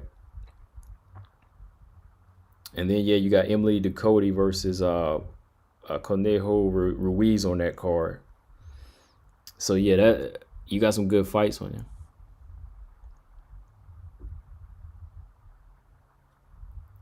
Casey fight Saturday. Oh yeah, she's fighting Cachoeira, right?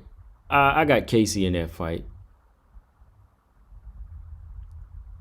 You know, I think Casey's a very strong, durable fighter on her feet. If Cachoeira gets it to the ground though, I'm gonna favor her, but I still think that Casey has pretty good takedown defense and a solid chin. Yeah, so yeah, Courtney Casey. I got Courtney Casey against Cachoeira on Saturday, and Jessica I. Do I think she's done? I'm not a Jessica I fan, but I don't think she's top five material as much. I don't really think she's top five material. She's a. I think Miranda Maverick beats her, and I think Jillian Robertson beats her as well.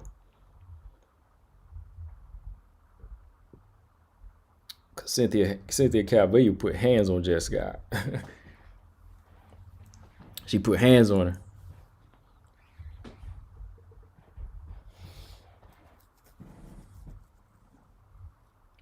Well, here's a joke. Courtney Casey best win is against Mara Romero Barella. Oh wow, that is a joke. You wrong for that, Marcus. Don't forget, man, she beat Angela Hill too. That's a solid win. But that is a joke. I know what you're talking about. I know what you're talking about though.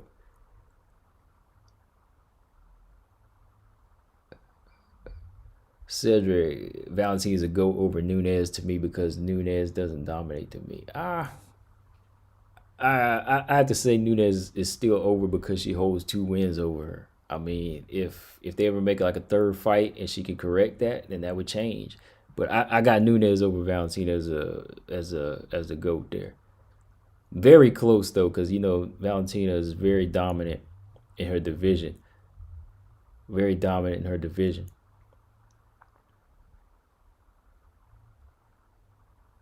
Calvillo barely beat I. When that jab started coming at that face, boy, man, she started putting them hands on her. I think I is very iffy, man. Like she shows up sometimes and sometimes she doesn't. And if you're like that, then you're not gonna be champion long. Angela Hill sucks. Nah, I like Angela okay, man. I think she has potential to to make some improvements, but I don't think she sucks. Like I think there's some fighters out there that are a lot worse than her. Well, I won't even say she's like bad, like worse, but she needs to improve on some things before she thinks of holding that strap in the UFC though.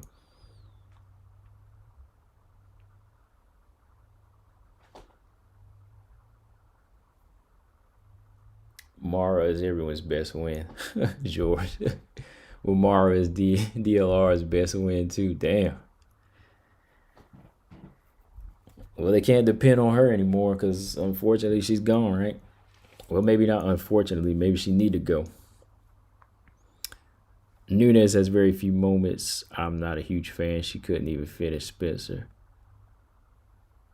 Yeah. Spencer's tough, man. Spencer's not one you can stop, man. She is tough. I mean, the ass whooping she put on her, I think, was enough. That says a lot about her durability. Because Nunes finished Cyborg in one round, but she could not finish Spencer. And I mean, that tells you that Spencer is a tough girl. Like, I'm not saying she's the best skill wise, but that girl can take a whooping. That girl took a licking in there, man. I think she's just one of those fighters you can't knock out. I think that was just as dominant as some of other Valentina's decision wins, in my opinion.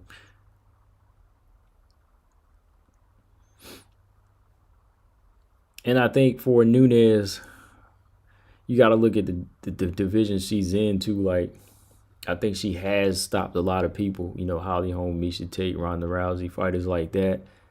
But she's also fought some very, very tough competition that you just can't be dominant over.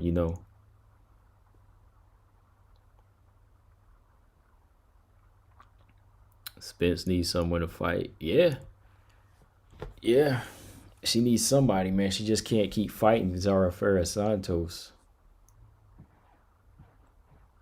Or what is her name? Norma Dumont. Who's a fan of Norma Dumont? I know George is like a fan of Norma Dumont, right?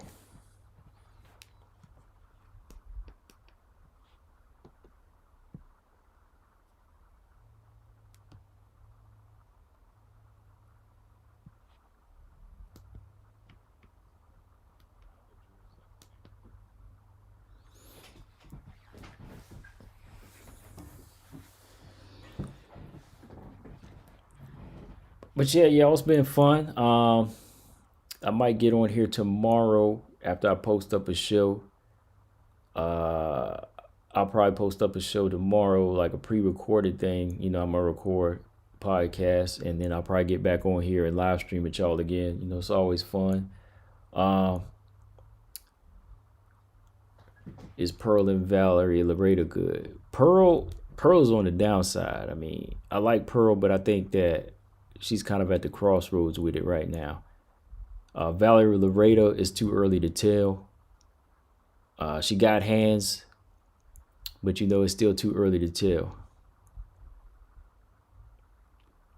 Yeah, Norma is fighting Ashley Evans Smith. Damn. Cat was channeling Magnum TA in her fight against Nunes with those belly to belly, with those belly to belly. Norma got yams. Exact. I knew you were gonna say that, George. That's why I said I knew you were a fan of her, man.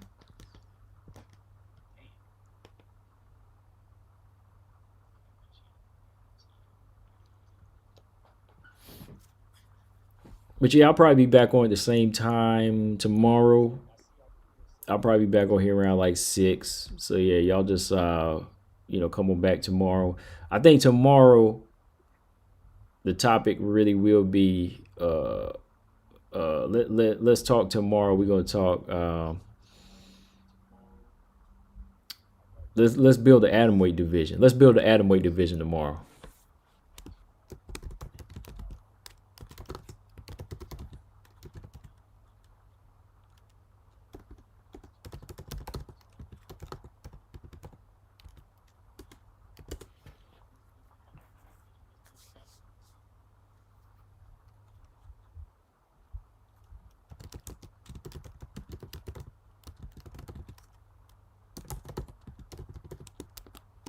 Yeah, man. Again, like always, I'm Combo Breaker 99. Shout out to my people in there, George. I'm gonna come over there and support.